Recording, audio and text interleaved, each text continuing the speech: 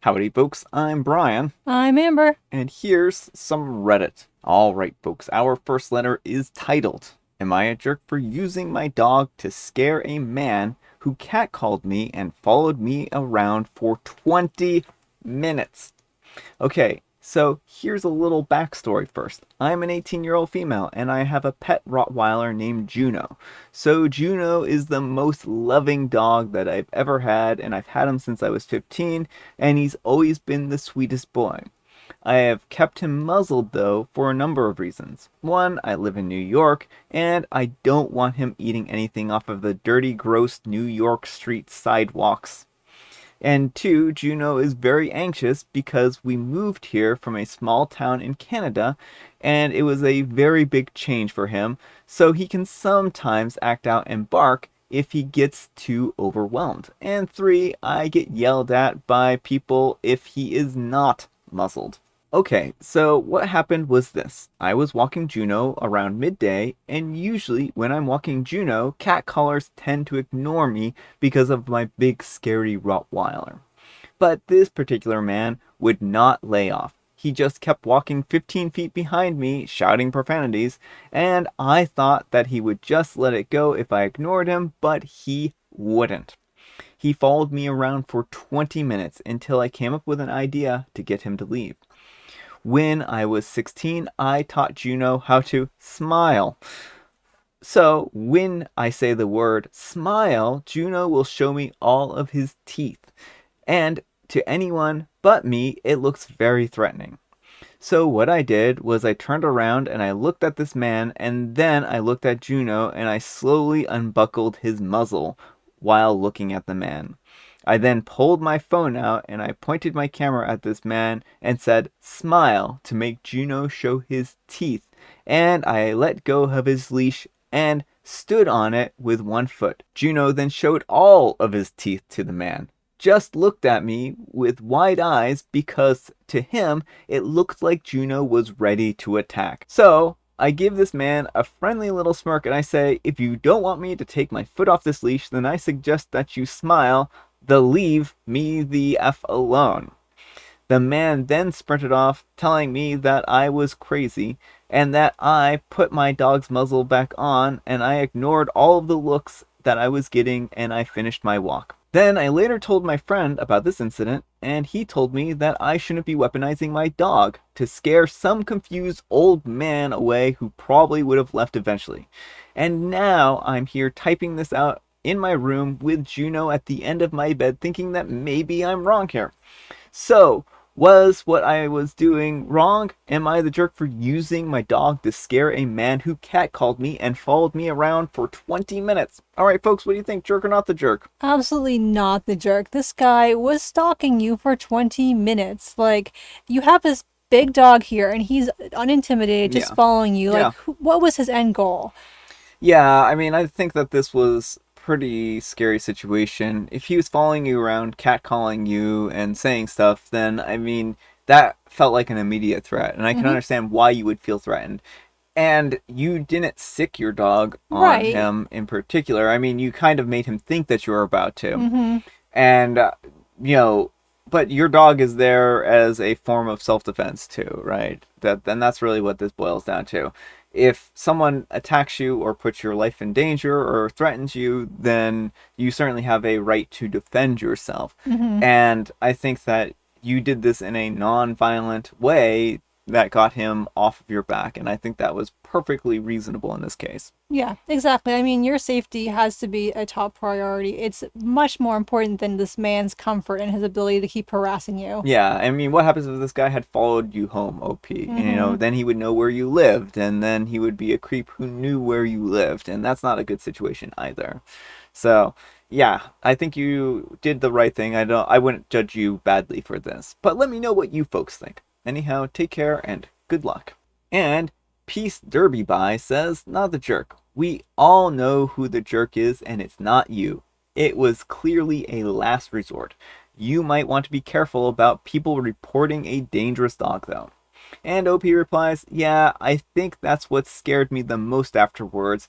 I wouldn't want anything bad to happen to Juno." Alright, folks, our next letter is titled, Am I a jerk for bringing my girlfriend a cutting board to her bed when she was sick so she could still help make dinner? I'm gonna get real close here, OP. Real close. Yes. Do we need to read this? Okay, let's continue on just to watch the train wreck unfold. My girlfriend was not feeling well. She said to me that she was going to eat some soup, but was not feeling like cooking together. Normally, we go to the store and we cook together every night. We both like to do it. I was looking forward to cooking with her, so I asked her to try and go to the grocery store with me so we could buy the ingredients. She told me that she was not feeling well, but eventually went with me after I told her that I would make dinner. When we got home, I asked her if she wanted to cook with me. She told me that she would try. After 10 minutes, she stopped and told me that she was not doing okay, and then she went to the bathroom. I was making dinner in the kitchen alone. She was in bed. So I thought maybe she could still help from her bed. So I brought her the cutting board, a knife, and a bell pepper to cut. She told me that she was not feeling well and was not able to help with preparing dinner and that she did not feel like eating. I told her, but you still need something to eat, right? That's good for you. Am I the jerk for bringing the cutting board to her bed when she was feeling sick? Edit. Maybe I'm having a hard time relating to this. The last time I was ill was a long time ago. I was 10 around the time, so I don't really remember how I felt.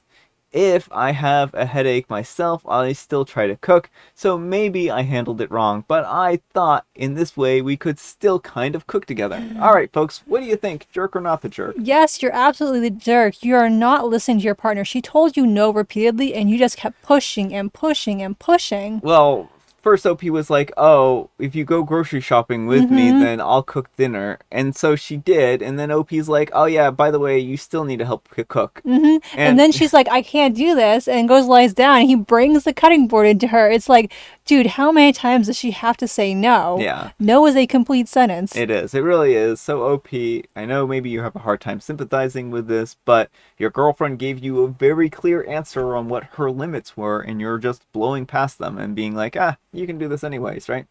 So, yeah, I think that you are the jerk in this situation. But anyhow, take care and good luck. And Mackenzie Pace says, whoa, what? You're the jerk.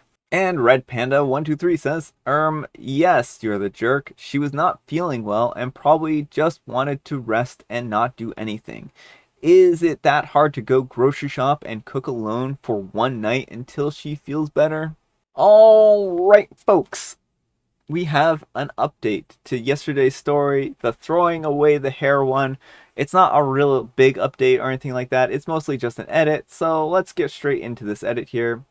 Edit. So I talked to my dad and I asked him why he does this collecting hair thing. It's what I thought it was. He doesn't want random people finding it in the trash, or maybe the trash man, having his DNA and using it for nefarious purposes, like framing him for crimes. I asked him about when he gets his hair cut in the barbershops, and he says that he hates when he has to leave it behind, and almost brought a broom and dustpan to clean up one time, but decided against it when he realized that it will have other people's hair and DNA too. Needless to say, the pandemic has been a huge relief for him because he's been the one cutting his hair at home ever since. He's also told me, which I didn't know, that he's been rinsing out his used napkins and paper towels at home and recycling them to rid them of their DNA. I joked and I said, I think that you're a serial killer, and he said, yeah, I'm like BTK. Overall, my serial killer concerns are not real. My dad has always had many eccentricities, and this is one of them. And it turns out my mom is more into it than I thought because she seconded. Yeah, I don't know that I want my DNA out there like that either. I'll just keep putting my hair into the drawer until I move out. I love my sometimes crazy parents. Alright, folks, what do you think? Jerk or not the jerk? How do you like this update? The question still remains if your dad really is a serial killer. Yeah, I mean, he didn't answer that in a way that gives me any kind of comfort at all. So, I don't know. Like, I think that OP you're certainly I don't actually think that this is a serial No, killer no. instance, right? I think it's kind of fun to imagine the possibilities, but I don't think that this is actually indicative that somebody is actually a serial killer. And especially with the fact that he's in this particular instance seemingly only cares about hair. And again, with hair, the only time you can actually collect DNA off of hair is if there's a root attached to it. So you can't even get DNA off of hair samples generally. So it just seems like has this weird eccentricity. So let me know what you folks think. Anyhow, take care and good luck. All right, folks, it is tea time. Grab your beverages of choice. I've got some tea right here, and Amber has a joke for us. What kind of car does Mickey Mouse's girlfriend drive? Well, Mickey Mouse's girlfriend drives a very, very fast luxury car because she's part of the Disney kingdom, and anything below a McLaurin is just garbage to her. So she drives the fastest sports car that you could ever possibly imagine. And it is a ride. A minivan. No, she doesn't drive a minivan. No. Although, isn't Minnie Mickey's wife? I thought they were married. I I, I don't know. I didn't realize that they might be married. I don't know. I, for some reason, thought they were. Let me know what you folks think. Are Minnie and Mickey actually I married? have to Google this now. I'll I take my I phone off thought they were airplane just mode. I just thought they were boyfriend girlfriend type of thing. I didn't realize that they were married. That's a lot of commitment after 80, 100 years. maybe too much commitment for the mouse. And I have licorice spice. But we also have a special guest tea while Amber looks up the information that's very, very pressing here. And this one is titled Wild Apple and Cinnamon, and I accidentally added ginger to it again. Amber liked it. Yeah, it's quite a Pretty good good. tea. And they say Mickey and Minnie are indeed married. Oh, they are married. Yes. I thought that I didn't realize they were married. When did they get married? I'm looking this up right now. Because it seems like that should be very relevant information, and this is something that everyone is dying to know, Amber, and you have to answer it right now. I'm The looking pressure for is it. on. The pressure is Okay. on, Amber. In a 1933 interview, Walt Disney said that Mickey and Minnie are married. Oh, okay. So he just made it happen. He just is like, oh yeah, by the way, I just eloped them. Yeah, he says in private life, Mickey is married to Minnie. I see. So let's talk about this tea here real quick. Mm-hmm. It's wild apple and cinnamon, and it's not too bad. Yeah, it's very pleasant. It has, kind of an apple cinnamony warm taste to it. Mm-hmm. It's just a kind of a nice fall tea. If you were looking for a tea to celebrate fall with, this would be the penultimate tea. Mm-hmm. So all you need to do is throw some some pumpkin spice into it, and you'll have a complete breakfast for fall. All right, folks, that's all the time we have for today. I hope you enjoyed today's video. I hope you're all having a great. What is this? Oh, you were supposed to read with me today. I guess. It is Friday Junior. Happy Friday, Junior. Happy Friday, Junior, folks. I hope your week is going really great for you. Thanks so much for watching, and we will see you. Oh, wait. We gotta celebrate. What's the moral of the story today? Oh, yeah. I was so discombobulated by the fact that you weren't here. Yeah, that is discombobulating, understandably so. Well, I would say one moral is don't stalk people. That's one of my favorite morals. Yeah, Yeah. I mean, that's kind of a running theme here, right? And don't force your sick partner to cook for you while they are sick. Actually, I've got an overarching moral. Oh, okay. Just respect people. I mean, all the stories have kind of that theme of, if this creepy guy hadn't been following OP, she wouldn't have had her dog smile at him. If sick dude had listened to, or not sick dude, had listened to his sick girlfriend, she wouldn't have gotten upset with him.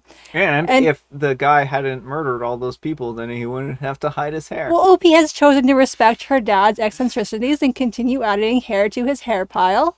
So, Yeah. How nice. How nice. Thanks so much for watching, and we will see you all tomorrow. bye.